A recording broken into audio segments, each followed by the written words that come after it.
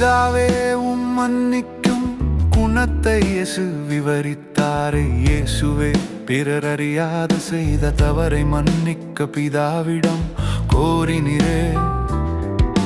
பிதாவும் குமாரன் இயேசுவும் மற்றும் பரிசுத்த ஆவி ஒன்றாயிருக்கிறோம். பரிசுத்த ஆவி பெற்று மனம் திரும்பி பலனடைந்து இயேசு கிறிஸ்துவுக்கு பூமியில் சாட்சி கொடுங்கள். சிலுவையில் அறையப்பட்ட ஒரு மனிதன் தன் தவறை ஏற்றுக்கொண்டான். பாவியாய் கூறப்பட்ட அவன் பரதேசியில் இருப்பாய் என்றாரே. பாவத்திற்கு நீங்கள் விலகி இருங்கள், இயேசுவின் பிள்ளைகளாய் இரட்சிப்பு பெறுங்கள். மெய்யாகவே நீ இன்று முதல் பரலோகத்தில் இருப்பாய்.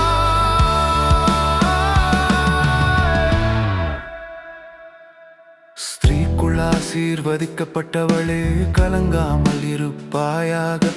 சீஷனை மகனாக இருக்கும்படி மரியாளுக்கு கொடுத்திரே.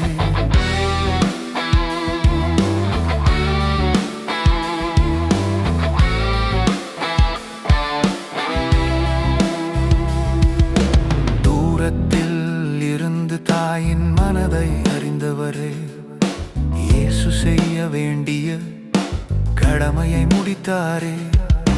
தாய் மற்றும் மகன் என்ற குடும்ப சமாதானத்தை விட்டு சென்றவரே,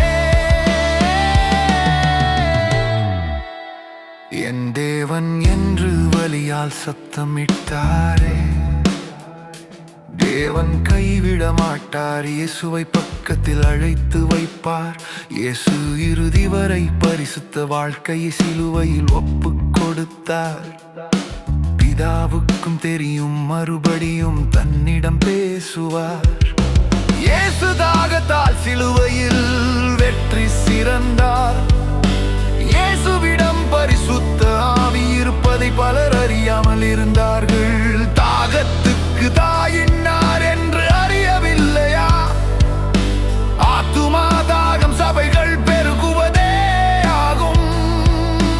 பரலோக தாகம் தேற்றளவாளன் எல்லாரும் பெற்றுக்கொள்ள வேண்டும். பிதா தன்னுடைய ஒரே குமாரனை மரித்த பின்பு உயிர்த்தெழுதல் சித்தமாகும். ஒவ்வொருவரும் ஓட்டத்தை முடித்து நித்திய ஜீவன் பெற வேண்டும். பிதா முடிவு எல்லாம் நல்லதே. இயேசு நன்மை செய்தவராய் சுற்றி திரிந்தார். புதன்கோள் கொண்டு சாத்தா